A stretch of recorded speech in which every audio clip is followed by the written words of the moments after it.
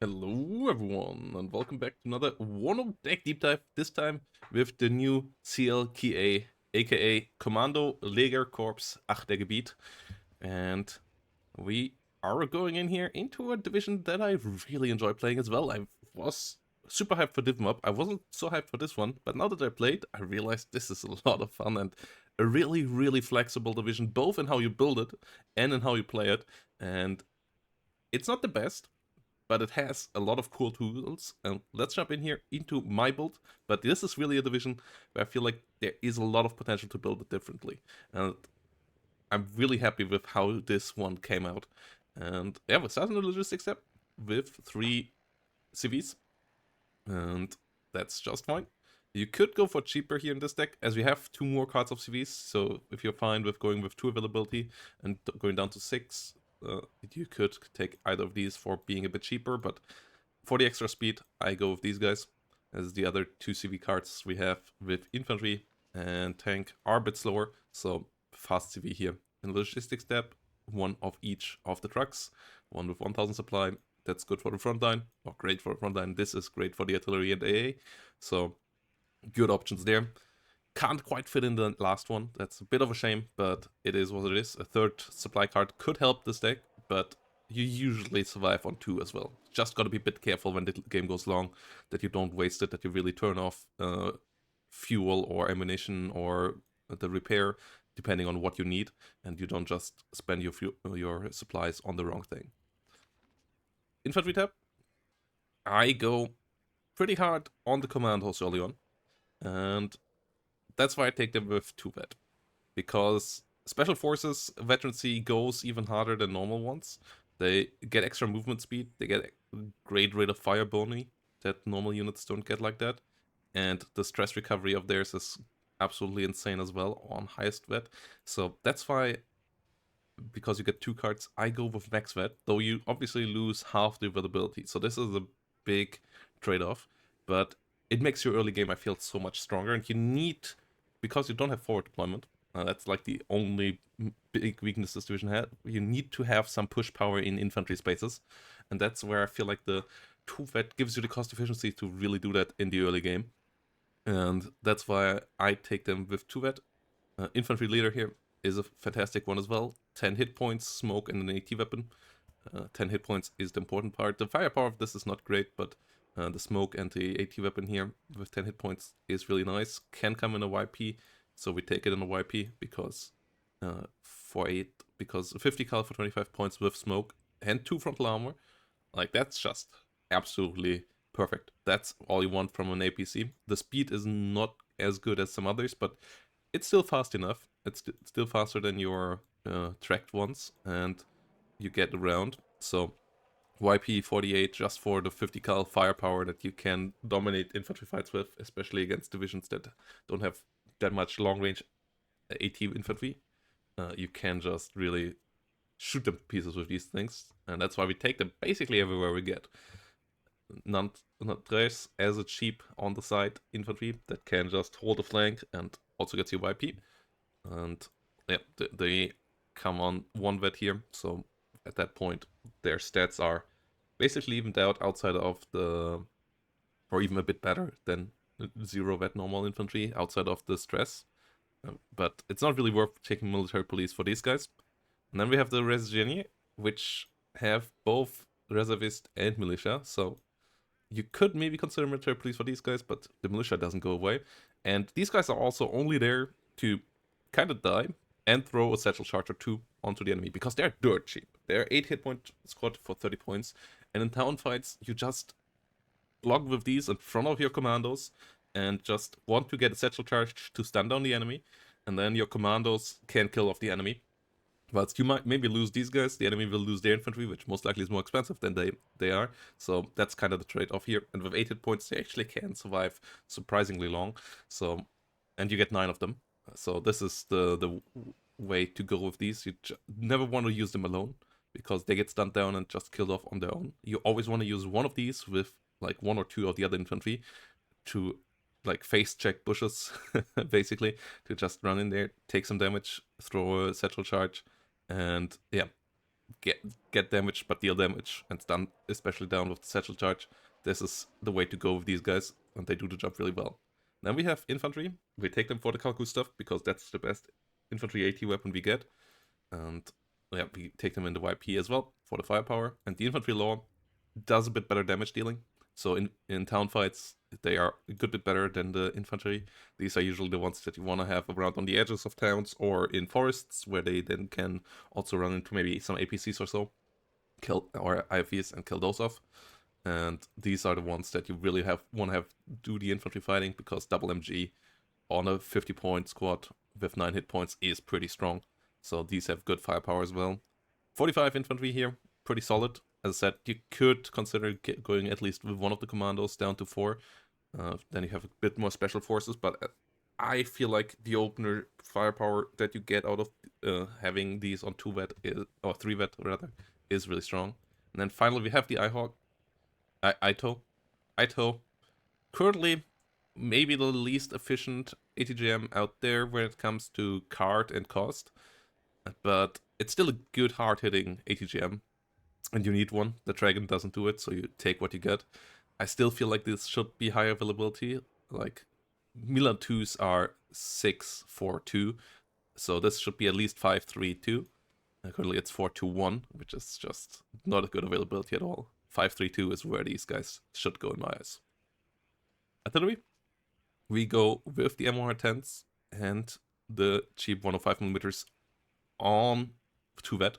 These are here for smoke and for quick reaction. The big aim time bonus they get on 2-vet and the really short reload time they have really helps them out. 2 of them can deal with ATGM teams or any manpads or so that you need to take out quite well, and both of those are prime targets to take out.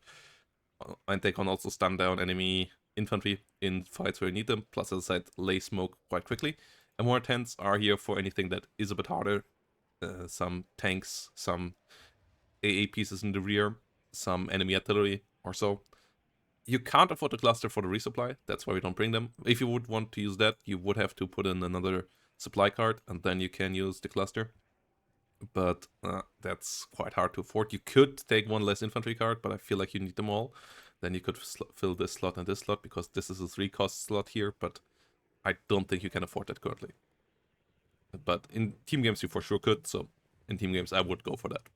Maybe take the FSP instead as well there, instead of a 3rd normal supply card. Tank tab is a really good one in its flexibility. And the numbers are actually kind of decent as well for an infantry deck. The Leo 1CV is a good leader. This Leo 1V is in general a really good tank. It has 2100 meter range, meaning that you can kite the low range tanks like T55 or other Leo 1A1s or so, or Centurions or anything like that, because you are pretty fast as well. And they are getting the better ammo, like the Belgian Leo 1A5 Bs, and can hit the enemy quite hard with 18 pen here. So being able to dish out the damage over range is quite nice, and they are pretty affordable as well, like 100 point for the base one. Good availability curve as well. And this gives the Leo 1V a really nice place in the deck, especially in the early game, where you then can take out a Leo 1A T55 blobs or so with these quite nicely. And for the later stages, you have the Leo 2A4B, or for some wild openers where you really have to punch through one specific spot on the map. Though playing with them, as you only get one card, I wouldn't bring them on 0-vet, so I still would go for 1-vet, even if that goes down to 2 availability. But you have to keep the cost efficiency somewhat there, and being able to take some stress and being able to be a bit more accurate and actually get the hit is more important here than numbers, because the numbers just still don't mean anything if this gets stunned down and killed off too quickly. So yeah, be careful of these. You usually only bring them around once you have your Eyehawks out to actually protect them against airplanes, and always keep some of your other tanks in front of them, like Leo 1V around it, or at least some of the APCs, the YP 40Bs, baiting out enemy AT weapons can be pretty helpful here as well.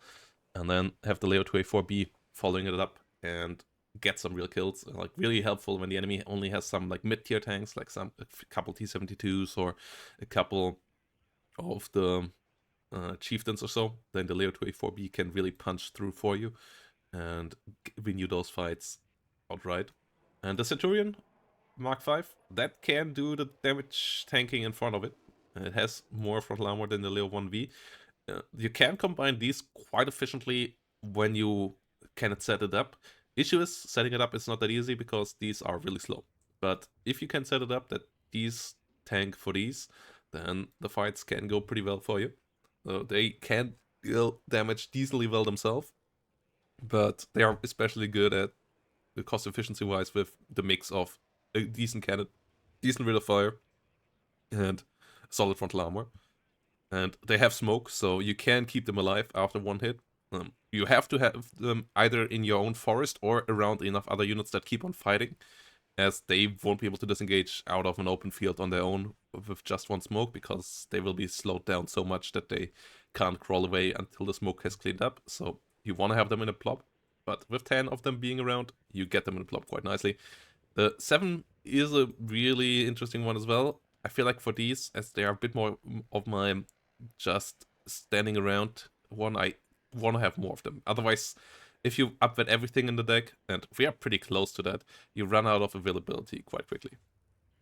And then we have the Ito truck here. Not that cost efficient, but it is fast, it has smoke, it has a 50 cal, can move around with your tank blob. Like this is the one that follows the Leos, this one over here is the one that follows the Centurions. Yeah, that's kind of how it goes. The tow one could be a bit interesting as well, though it feels like it's slightly too expensive, but it has long range and so on.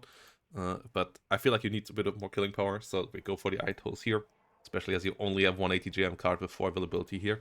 So yeah, having the tow 2s and the Itos here is key. Slightly better efficiency with the Veteran C here, as you don't need 12 ATGM vehicles usually. 10 usually should be enough, and then having the better accuracy, better aim time, and slightly better 50 cal damage as well is helpful. Recon is decently flexible as well. You can also change what I have around here, but I like what I got here, as the Vakernes are just your basic average recon. You could go for the M1919 Jeep just to have another CV round with good optics, but I rather go for being able to sell this and get more out of the units. The Vakernes usually are my static recon anyway, so I don't need to have them switching around places. M113 CV, really important for openers to help out with autocannon duels, killing off enemy APCs that try to rush down your recon units, the other recon units and so on, and holding spaces until your tanks and so on have arrived. You have to be careful, you only get 4, that's the only autocannons you get in the deck, but it's a really good autocannon, so use it wisely. Don't just throw this away and push this. Usually you want to use it as a defensive autocannon, and maybe then also push with your tanks. It has very good optics, so pushing it with your tanks up to the enemy can be quite nice. This can do this even better though. Yeah, your armored plops get a lot better with a YP 40B in it, or 48, with the exceptional optics on top.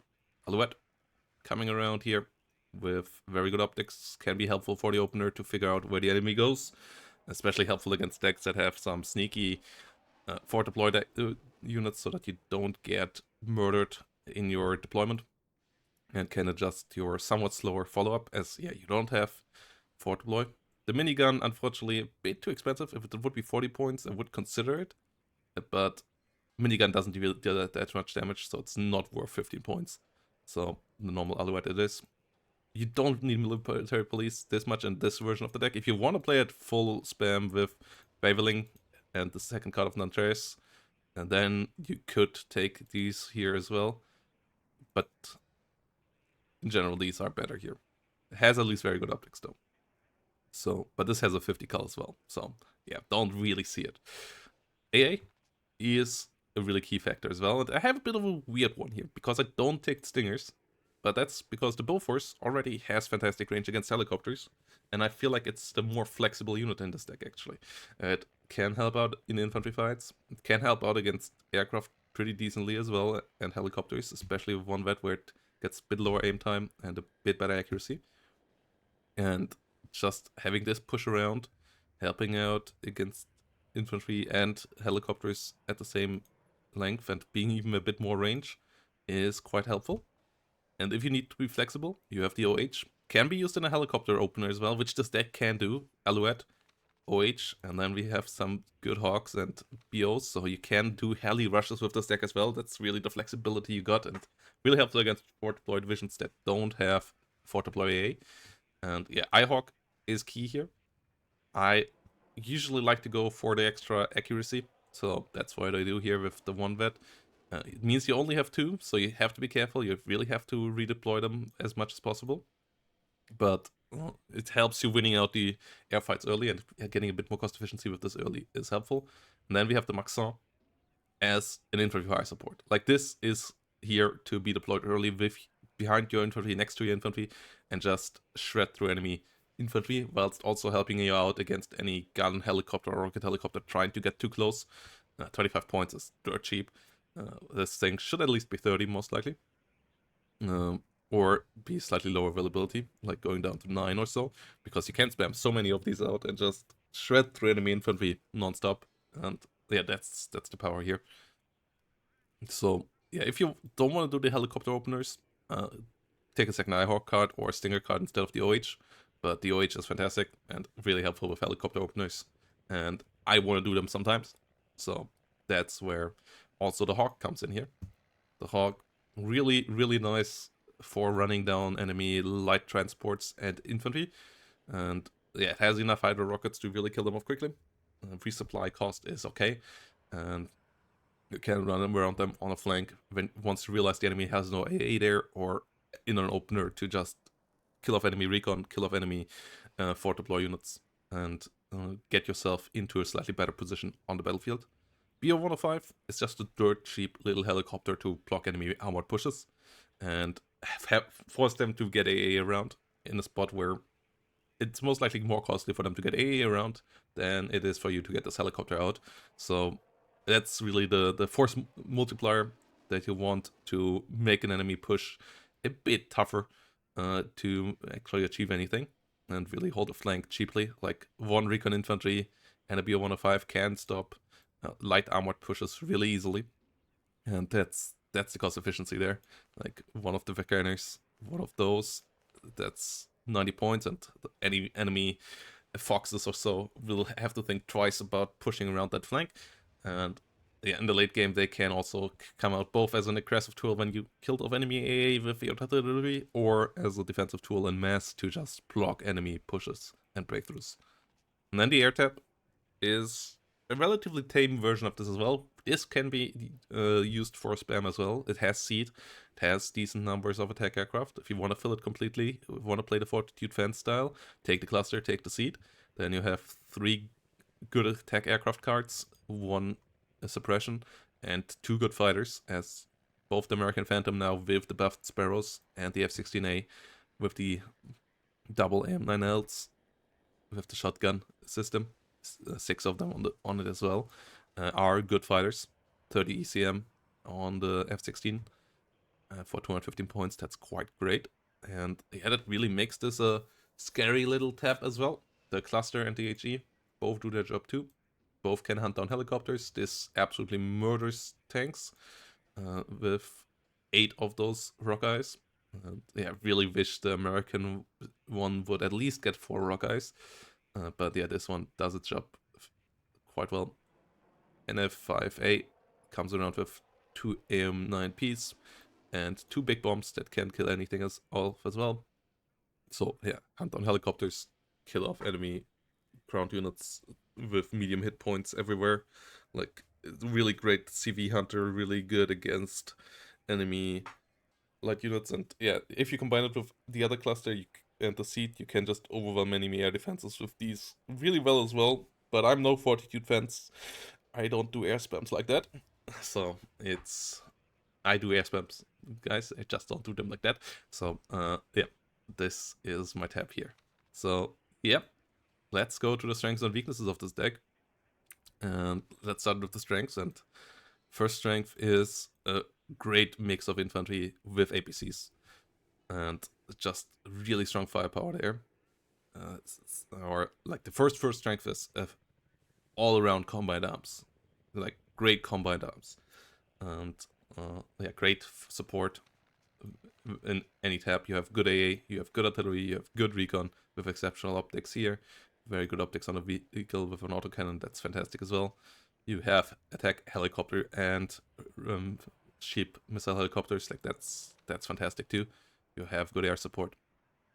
And then I would say number 3 is that you have a great vehicle mix, like a good tank mix. You have cheap ones, you have medium ones, you have high-end ones, and that's something that a lot of decks don't get either. So that really gets you through a game as well.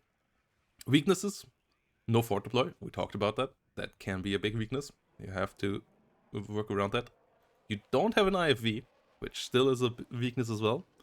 And then the third one is a bit of a weird one.